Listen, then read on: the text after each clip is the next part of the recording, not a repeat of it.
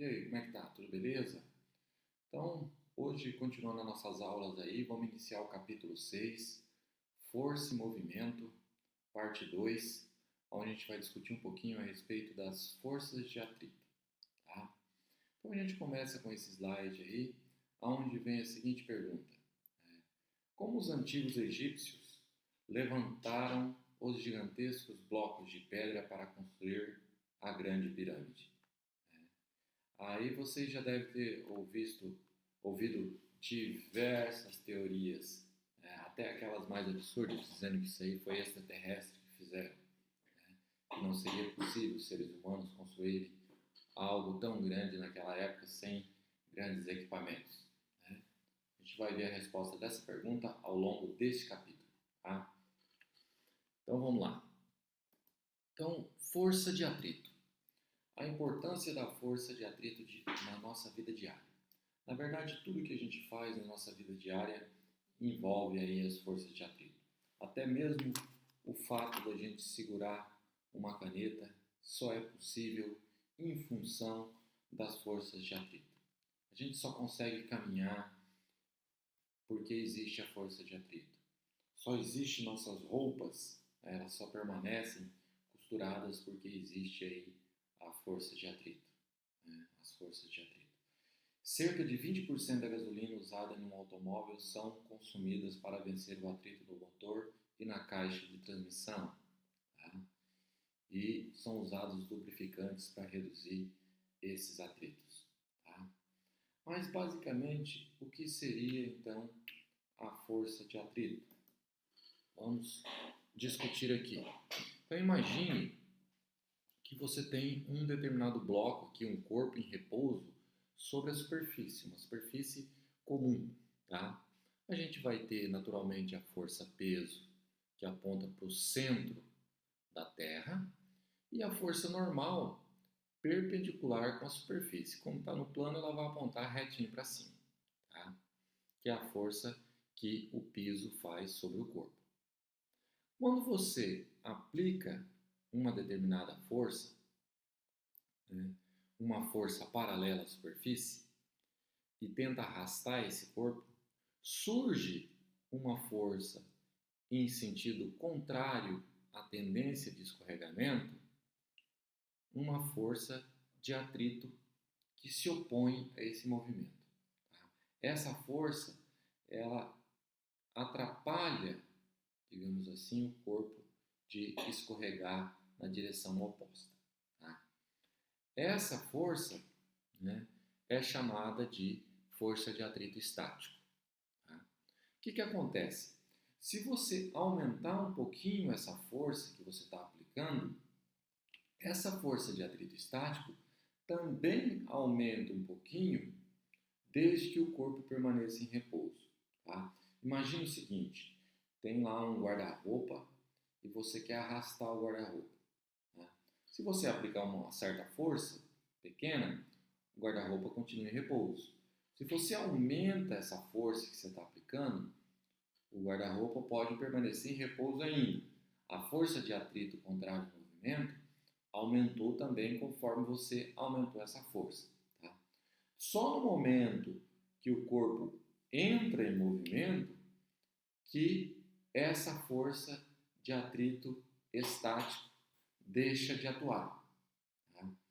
E surge uma outra força de atrito conhecida como força de atrito cinética, que é aquela força de atrito que existe quando o corpo está sendo arrastado sobre uma superfície, tá? Então, olha o desenho, ó.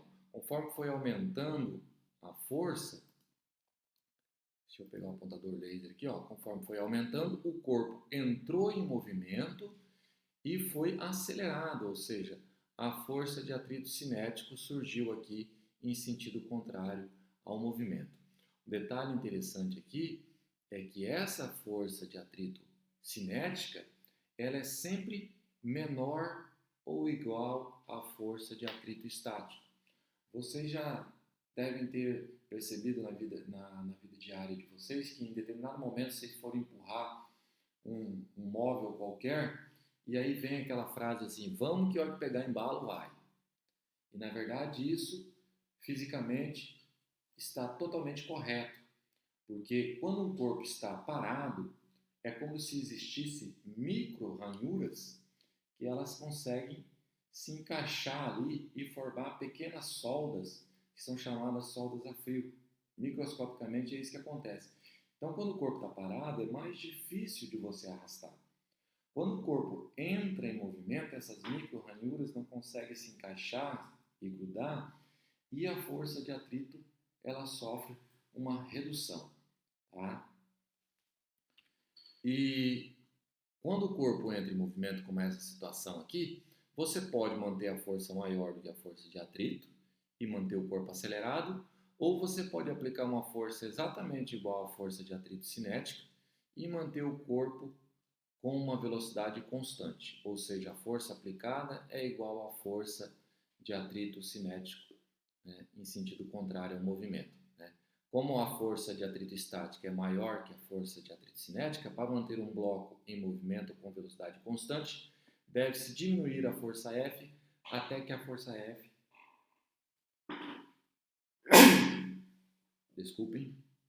até que a força F seja igual à força de atrito cinético, certo?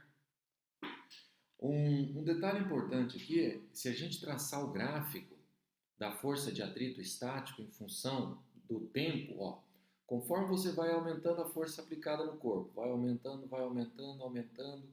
vai chegar um ponto, um valor máximo para a força de atrito estático, que o corpo vai entrar em movimento.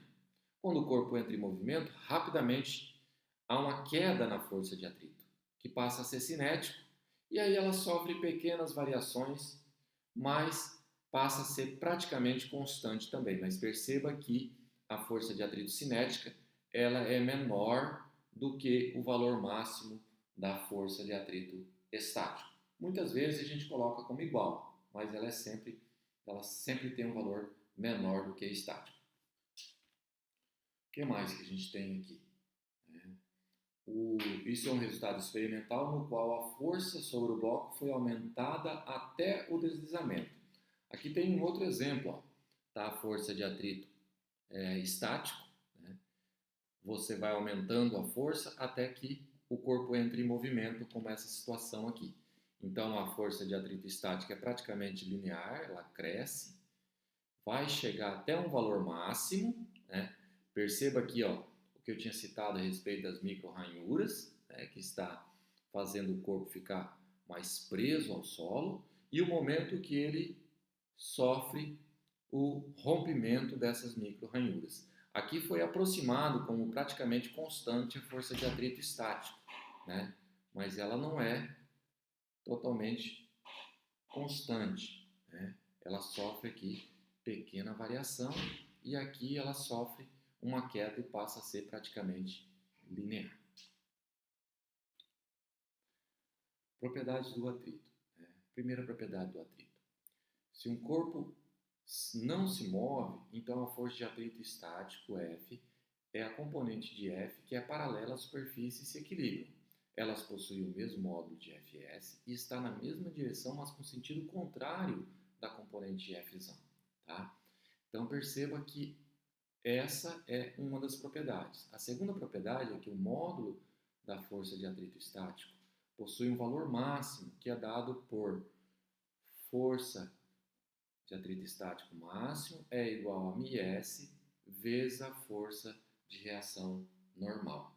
Então perceba que a força de atrito ela depende também da força de reação com que o solo está aplicando sobre o corpo. Quanto maior for essa força, né, maior vai ser então a força de atrito. Naturalmente, para você arrastar um guarda-roupa, um armário que está vazio, é muito mais fácil do que você arrastar um armário que está cheio. Por isso, porque a força de atrito depende, então, dessa força de reação normal. Tá?